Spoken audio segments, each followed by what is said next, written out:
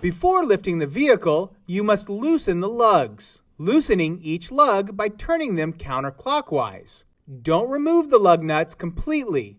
Just get them loose enough to remove by hand after you lift the vehicle. If the vehicle has a locking lug nut, loosen it first. If the locking lug does not come off, then the call becomes a tow.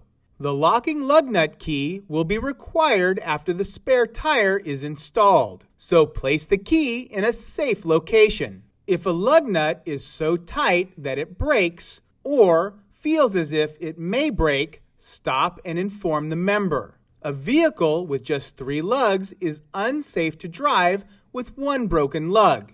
A vehicle with 4 or more lugs can typically be safely driven missing 1 lug, but no more than that. Then the vehicle must be towed.